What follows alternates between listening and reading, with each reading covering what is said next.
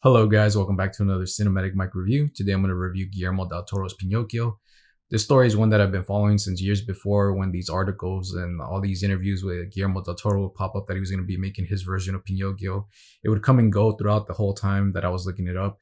But finally, it got here. I think I found out about this like at the beginning of the year, or the mid of the year. And I was actually surprised. I was like, oh, he finally did it. Like, I don't think I paid attention like last year, 2 years ago. But I was like, oh, it's finally coming true. Like, he's actually gonna do it. So I was like, oh, it's finally here. I kind of let it be for a while until like it got closer to the time of the release, or like posters or little stills and all that.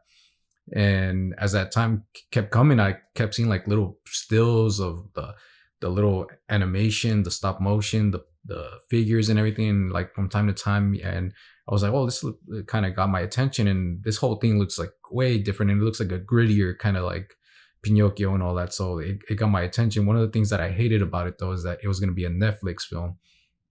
Obviously, most of our tour directors, they go to Netflix because they help them out much more than they would at the studios out there making like the Marvel movies and all that stuff that all those big commercial blockbuster type of films like that. I don't think they pay attention to our tours anymore. So it's one of the issues I have that you guys could see in many of my videos of the reviews that I did on their films that came out on Netflix. And you could see that I don't like it. I wanted to see Roma in the theater. I didn't get to at the time. I thought it was just gonna be on Netflix. I didn't know that you could go to like these art house films to see it. Then I ended up going to see The Irishman in a movie theater. There was another one that I saw in a theater. And this one I was looking it up. I think it started like promotions were coming up where it said it would be in select theaters. And then it had its date for Netflix. So when it was coming close to the time, I was looking up where I could see it, and I found a theater in LA that I could go and see it at. It wasn't playing anywhere in my county, so I was like, oh man, it's not gonna be around here, so I'm gonna have to drive all the way down there, which I don't mind to go there. So I ended up doing that. I ended up going to this beautiful art house theater called the Lamel Theater. It was my first time there, and I really loved it. I loved the vibe. The whole thing was packed. It was great. I was so excited. I saw it on the first day because I didn't want to miss out on it, and I'm glad I did. This is why I love going to the movie theaters, because as I say many times, you get that whole energy, all of us as one person, as one, and we all laugh, we all cry, we all sigh, everything. We get shocked together, everything. It's good to experience that. I don't think it's an experience you can have at home. I don't think it's a feeling that you could have in the living room just watching it on the TV. I think you have to go and get lost. And this is one of those movies that I feel like you have to go and get lost in this world of Guillermo del Toro's Pinocchio. I already knew that it was going to be a little bit different. All of us know Pinocchio, I think, from the Disney movie, which is good. I remember Pinocchio. I like the classic kind of Disney films and all that. I don't like what they're doing now, where they're kind of just like turning it into live action and making it like step by step the same thing. I've been seeing that a lot. I don't watch any of those, but I could tell already, and people tell me they're like they just did the exact same thing, just that they did it like live action. I think it's the same. I think I did see Lion King, and I think I noticed that. I was like, it was the whole like same thing. All they did was like a live action version of it. Um, so we all know that story, and I know this was gonna be a different. And when I was reading interviews, I was like, oh well, he's gonna go. He says that he was gonna kind of honor the original novel, the original thing where Pinocchio actually came from. Disney takes all this stuff from these stories from other places, but then they make it their own because they have to make it like a family friendly type of thing. So it's way different from that. And right here, there's like a little kind of dark themes, which is what I liked about it. Even watching like the posters, the way Pinocchio look, as I said, it was a little gritty, a little gothic type of like, just like almost Tim Burton type of style. And then it reminded me of what I felt when I saw the trailer for Nine, the world that I wanted to. I was like, oh, cool, I'm interested in that because it looks like there's something kind of beautiful and kind of like intriguing about like animation or cartoons bit where it has like these stories that are kind of like for adults, like these serious tones, because I think it's like it makes it a little bit mature, but it's cool because it's like animated. It's not like a live action person, like a live person right there. It's like these little, and there's something kind of that makes us more sympathetic because we see them as like a doll or something, and like a little creature, and like you actually feel for these living things there. Like Nine, I felt bad because they got stuck in a world that was already gone, and they had to learn how to survive being left like that, in their expressions, being scared and all that. And this kind of brought back that memory of 2009's Shane Acker's Nine, I did a review on it, so you could see my review online on there. And so I came to go see this, and man, and it's so heartbreaking. Like when you see this film, it's heartbreaking, and then there's some scariness to it. Like you could get a little bit scared, which is pretty cool, mixing it up. And man, there's like a lot of comedy in it. Ewan McGregor, who plays the cricket, is hilarious. Like that guy steals the show, like from beginning to the end. I couldn't stop laughing with his character. Every time he popped up, you knew you were gonna laugh, you know. And the story of Geppetto and Pinocchio, it seems like a serious, like really tale about a father and a son and all that. So it was beautiful. It's not only that, it has its comedies, it has its horror, it has like an action adventure, a nice bit of action adventure, which is what I loved. It was like a mix of all these things. Not only that, but my eyes just got stuck on the screen because of how beautiful the color palette, the animations of the dolls, the stop motion, everything, like the world that they're in, the houses, the detail into every little thing about it. It was just amazing seeing it. Like I was like with a smile on my face, and like I came out like just fine, like perfect. Like I wasn't bored, I wasn't mad, I wasn't disappointed. I was like, damn, that was a good movie, you know. I was like, that's why I go to the theater, because I want to have that experience to see something like that, you know. And one thing that upset me is that I felt like I was like, dude, sorry, dude. I was like, this this has to be in like a lot of theaters. No way it could just be in select theaters. But the first thing I thought in my head was like, this is like a perfect family film. We're close to the holidays. This is like the perfect film to go watch, like in the holidays with the family. You know, it is dark. You know, I think even Guillermo Del Toro said it might not be for kids, but they can see it. You know, and it is dark. And you know, I had people that were actually liking my stuff that were from Pinocchio from this before it came out, and I'm like, oh man, they're gonna probably go take their kid and all that, you know, and they don't know that this is, I know, because I know Guillermo Del Toro. We know Guillermo Del Toro, so we know something's gonna be a little bit like more like probably not suited for the kids, you know. They probably thought it was gonna be a different take, but kind of the same as the Disney tell. And I'm like, this is not like your Disney Pinocchio at all. This is something different, but it's something so beautiful, you know. And I love the music in it. I love the voice acting in it. They actually got like great voice actors, like uh Ron Perlman's in it. I forgot this guy's name. He's a famous actor. He was in Pacific Rim, and he's in the Dark Knight Rises. He's a good, he just played a character in the show The Offer. I forgot his name. I'm so sorry, I gotta get his name. But he's a great actor. I like him. He plays the priest. The guy that does Geppetto is the actor from Harry Potter. You guys could look it up. You guys don't know. I'm kind of being disrespectful. I should have looked up their names. I'm sorry. I don't think I know the kid. And I know Tilda Swinton plays Wood Sprite, which is kind of like the guardian, the fairy, the blue fairy. A lot of great voice acting from big names and all that. And they actually do good. Ewan McGregor too. They actually do really great in this with their voice acting. And just the expressions on the little puppets, the way the movement goes, it's amazing. You know, the music's fine too. And I really enjoyed the film. I think it's a great film. This review is kind of late. It's not late. I'm doing it now, but I should have done it when I got out the first time. It's just things were going on where I'm at, so I didn't have time. But I thought I'm gonna do it right now. You know, it's gonna come out on Netflix in a few days on December 9th, I believe. I saw it like a month ago or like 3 weeks ago when I went to go see it on the first day that it came out in theaters. And then I decided when I had posted some stuff on it, my dad had said, we're going to go. And my dad still, I think he has the idea that movies are still released in the theater, you know? But I knew that it was a Netflix film. So I knew that, okay, maybe we're not going to be able to see it, me and my dad, because it's not going to come out in theater.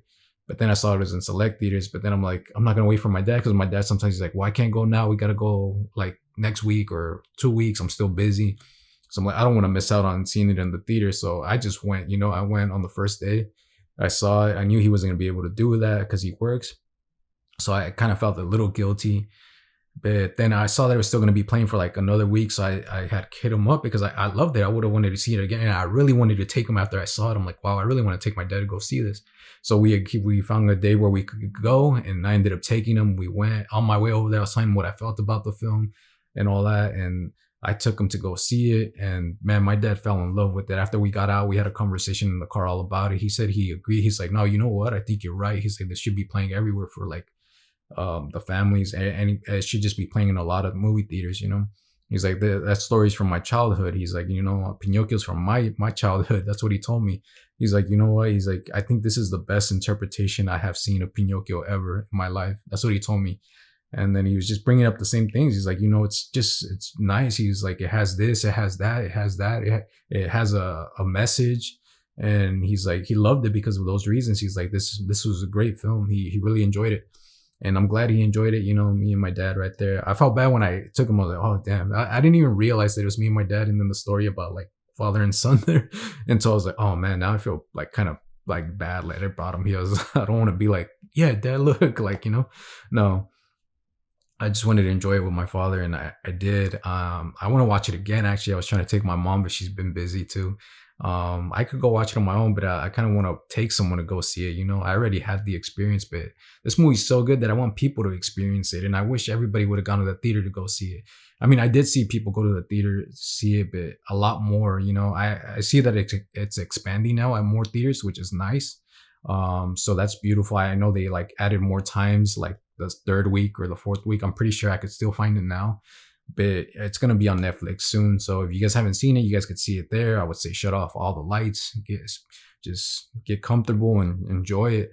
I really love it. It's amazing. It's beautiful, just like being lost in it. And I think the second time I like found little things that I didn't notice the first time. Usually people always say that, but yeah, it was cool. Like I saw, like I picked up on some other stuff like on the second time around, and it was cool. And I want to see it again to pick up on other things. It has like a lot of themes, and it's all like it has to do with like the time of fascism, religion. I think a lot with Jesus. I'm not sure. It's like it must be like Catholic, in there. And then like Wood Sprite kind of comes out like an angel, and then I don't know. They never named the other one, so I don't know if that's Wood Sprite too. But there's one with the horns when something happens. Pinocchio encounters this creature, and I guess it's the sister of Wood Sprite. I'm not sure if that one has a name, but it kind of comes out like good and evil, like God, the devil, and like good and bad, like it's all that. And so it kind of toys with you a little bit right there, and I kind of like those things in Pinocchio in this animated kind of film. I kind of enjoyed that it had these little things where we could be a little bit fearful, where things that scare us, things that are we being good, or are we being bad, or what's going on, and it's messed up because Pinocchio's an innocent like being that just comes to life, but then he's like dropped into this, comes out to life in this place. And even though all these things are happening, I'm just realizing now that I'm saying this, that this guy, he still is like has a heart. Like this Pinocchio still has a heart. I don't think I ever saw him like change into like another person. I think when bad things happen, we experience things, like it might change us, but this guy still holds on to his heart, which I think is beautiful about that. Maybe that's why it's so beautiful, and Geppetto and his relationship with Geppetto and all that, it's amazing. There's some other interesting little side characters in there, that I enjoyed a lot. All this is impressive. The animation, the action in it is cool. It reminded me of Nine a lot too, because I remember I enjoyed Nine because Nine was like an action movie. It was animated, but it was an action movie. Like it was like, wow, that was like pretty cool, but it must have took a lot of work to do all that. And I feel the same way here. Like there's a lot going on here, and even like the action adventure part of it kind of has like a lot of detail and a lot of like, it's cool to look at. It's like amazing. I felt like I was enjoying it. I was like, wow, cool. I'm having fun with this movie, getting a little teary. I'm laughing. I'm feeling like it's a thrill ride and everything too. It was a mix of everything. And it's kind of odd too, because I'm still in my class and we're doing like contemporary world cinema. Guillermo Del Toro was one of the recent ones we're learning on. We had to watch his film, The Pan's Labyrinth, and I had to do an actual presentation recently where I had to do one on Pan's Labyrinth, and I selected The Devil's Backbone. So it was my first time watching The Devil's Backbone, which I really freaking enjoyed a lot. If you guys haven't seen The Devil's Backbone, you guys should go see it. It's a really good film. If you guys can find it, just watch it. I really fell in love with that film. It was my first time watching it, And yeah, I mean, I love Guillermo del Toro. I remember going to watch The Shape of Water. I was thinking when I was doing this video, I was like, when did I get introduced to him? When did I find out about Guillermo del Toro, And I can't. The only thing I always say this, as I always say it again, I hate that I can't remember. I always I'm thinking about starting to write down stuff so I could remember and stop saying I don't remember. Oh, sorry, I don't remember. Um, but I think I found out about him when my friend introduced me to Pan's Labyrinth. I think. Well, I found out that I think I knew him already with Hellboy. With Hellboy because his name was out there already. It's a big name. His name was like Guillermo Del Toro, and I think that's when I knew about him. But I didn't know about his stuff like Pan's Labyrinth until my friend I think showed it to me or told me to watch it. And it was around the time I was trying to find all these directors, when I was getting deep into directors, when I was starting to realize what directors were. And I wanted to see everyone who was what famous director did what. Let me see his work, and Guillermo del Toro was a big name, so I felt like I had to go see his stuff, and that's how I found out about him, and I love that guy. That guy's amazing. He's like an adult, but like with the spirit of a little kid. Like even like as I'm reading his stuff, it's amazing to see it. His interviews too, it's nice. He knows a lot about storytelling, about like fairy tales, about monsters and all that. He's a big fan of Frankenstein, and yeah, I think he talks a lot about humans. Like I think he shows a lot of things about humans and monsters a lot, and kind of like a mix of this stuff of like who's really like the bad guy, who should we really be scared of, you know and I think that's great about him. I saw The Shape of Water. I just saw The Devil's Backbone, and I just saw his Netflix. I'm not sure if I mentioned this in the last video, but his show, The Cabinets of Curiosity, which he got all these horror directors to direct one episode. It's kind of like an anthology. I had really fun with that. It almost made me feel like, again, like what Goosebumps made me feel when I was a child, when I was watching that stuff. And it had some intriguing stories in it, which I really love. The acting in it, the little story, it's almost like short stories and all that, to get a little scare and all that. So I really enjoyed all that. Pan's Labyrinth, The Shape of Water. I saw Kronos was one that we saw. We saw Kronos, I think. We saw Kronos and Pan's Labyrinth. It's my first time watching Kronos in the class too. And I love that one too, Kronos. And then Pacific Rim. I remember I was looking toward Pacific Rim because I knew he was gonna make like Godzilla monster kaijus, and I was like, oh, it's coming from him. I'm like, this guy's not gonna fail.